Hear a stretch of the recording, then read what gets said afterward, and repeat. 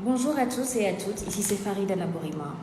Je viens dans cette vidéo pour aborder un sujet que je pense nécessite plus d'attention et de réflexion de la part des Africains, des décideurs africains. Il est question en fait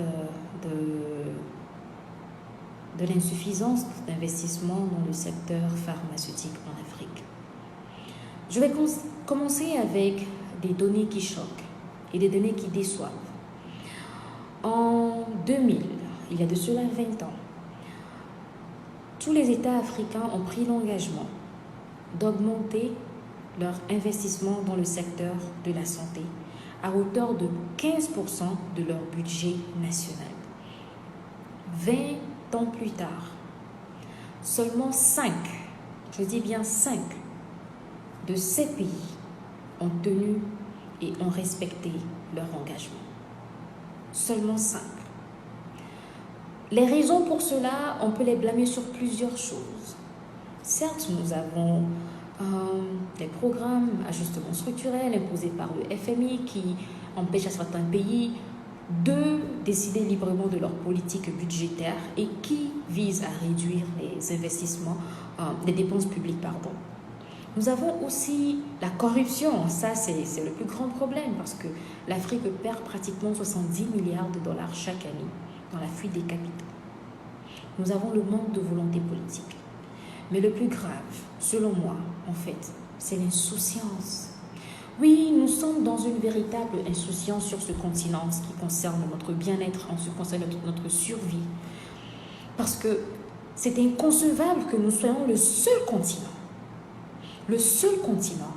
qui est incapable de s'autosuffire dans le secteur de la santé. Certes, tous les pays dépendent les uns des autres un tout petit peu quand il est question de leur fournir les produits pharmaceutiques et les équipements médicaux. Mais le cas de l'Afrique est plus grave. Figurez-vous que pour la plupart des pays occidentaux, au moins 90% de leurs produits pharmaceutiques sont produits localement. Mais on nous dira que pour les pays occidentaux ou pour les pays développés, parce que tous les pays développés aujourd'hui ne sont plus forcément occidentaux, on nous dira que c'est parce qu'ils ont les ressources, ils en ont les moyens. Mais là, c'est faux. Regardons par exemple le Bangladesh.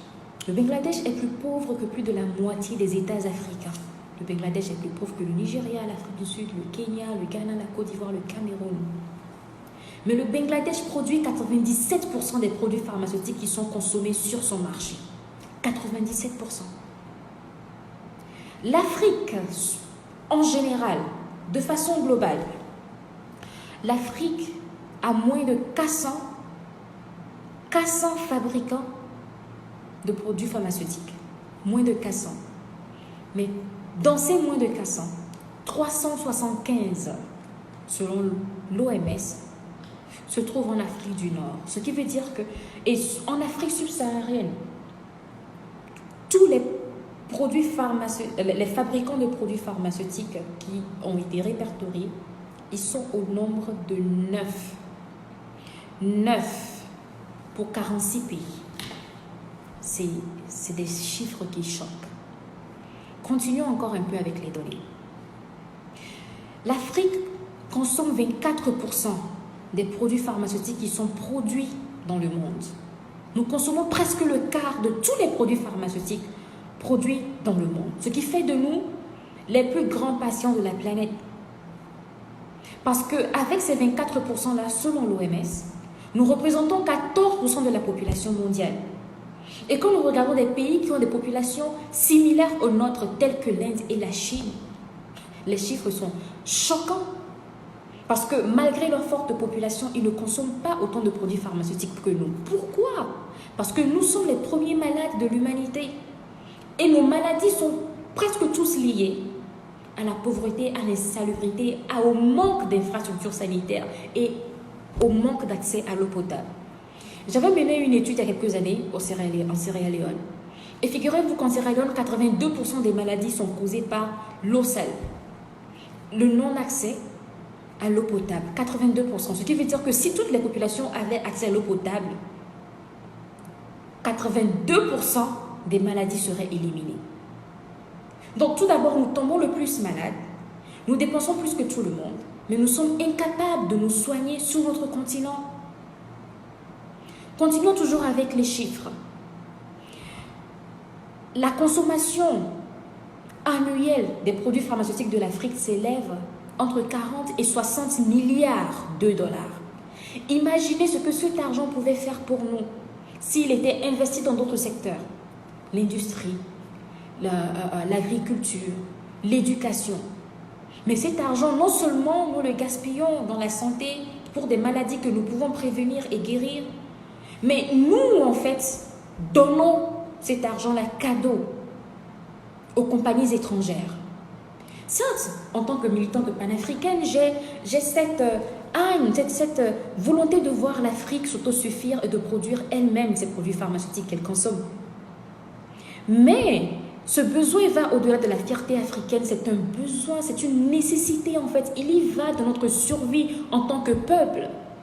Aujourd'hui, quand on voit les chercheurs occidentaux dire qu'ils vont tester des vaccins en Afrique, ça choque les gens, on dit pas de vaccin en Afrique. Pas de vaccin en Afrique, mais nous produisons quoi en Afrique comme alternative? C'est ainsi que des maladies nous ont été importées. La syphilis, la fièvre jaune, le choléra, le VIH, aujourd'hui le coronavirus. On ne dit pas de vaccin, pas de test en Afrique, mais où se trouvent les producteurs africains? Ces derniers jours, c'est le Madagascar qui est monté au créneau avec son produit, le Covid Organics. Et certes, beaucoup de débats coulent quant à l'efficacité de ce médicament qui n'a pas été suffisamment testé. Mais quand même, il y a une joie de voir qu'il y a des solutions africaines qui sont essayées. Et au lieu de rester derrière tout simplement et de penser que ça ne marchera pas ou ce n'est pas assez, il faudrait plutôt voir comment est-ce que l'on pourrait soutenir des initiatives de ce genre, équiper les pays comme cela à mieux investir dans le secteur de la santé pour le salut de tout le monde. Le Madagascar se fera une tonne d'argent avec sa conscience, qu'elle marche ou pas. En fin de compte, c'est une tisane. Que ça marche ou pas, au moins on peut la boire. Mais c'est de l'argent qui reste quand même en Afrique. C'est inconcevable que même pour les maladies les plus banales qui nous tuent plus que n'importe quel autre peuple au monde, tel que le palu, qui décime 400 000 Africains chaque année, nous importons toujours les médicaments pour le paludisme. Des compagnies telles que Bayer, des compagnies telles que Sanofi, Pasteur, nous sommes incapables de produire les antipaludéens sur ce continent. Mais c'est choquant. Ce ne sont pas les ressources qui nous manquent, ni les ressources financières, ni les ressources humaines, et encore moins les ressources naturelles. C'est en fait l'insouciance. C'est l'insouciance. Une fois, je demandais quand le coronavirus a commencé, les chefs d'État africains, vous qui partez en Occident, vous soignez, vous partez quand? C'était une ironie, mais la raison pour laquelle j'avais dit cela, c'est parce que nos chefs d'État sont tranquilles et ils sont à l'aise à savoir qu'ils peuvent toujours aller se faire soigner à l'étranger. Mais un moment viendra, comme là maintenant, où il y aura une crise globale, où vous ne pourrez pas fuir pour aller chez les autres pour vous soigner. Vous aurez besoin de l'Afrique. Pour votre propre sécurité, investissez dans le secteur de la santé. Vous pouvez voler autant que vous voulez, mais au moins voler intelligemment pour que vous puissiez vivre et voler plus demain. Mais vous volez tellement bêtement que vous avez de l'argent et en cas d'urgence, vous ne pouvez même pas vous soigner parce qu'il vous faut prendre un avion pour partir en Israël ou en France ou aux États-Unis. C'est aberrant. Nous n'investissons pas dans la recherche. Nous n'investissons pas dans la santé, nous n'investissons pas dans la production pharmaceutique, mais c'est des marchés. L'Afrique peut produire et vendre au monde comme l'Inde produit et nous vend, comme les États-Unis produisent et nous vend, comme l'Allemagne produit et nous vend. Mais malgré tous ces atouts que nous n'avons aucune capacité de production dans le secteur de la santé et des produits pharmaceutiques. C'est aberrant. Alors j'en appelle à plus d'attention de la part des Africains, des militants africains. Cherchons à pousser nos dirigeants à respecter leur engagement quant à investir plus dans le secteur de la santé parce qu'il y va de notre survie et de la survie de notre peuple. On ne peut pas continuer à vivre ainsi à la merci des autres parce qu'il leur suffirait de vouloir nous décimer pour qu'ils nous envoient des médicaments toxiques et des vaccins et nous tomberons tous comme des mouches. On ne peut pas confier notre survie en la gentillesse, à la magnanimité des autres.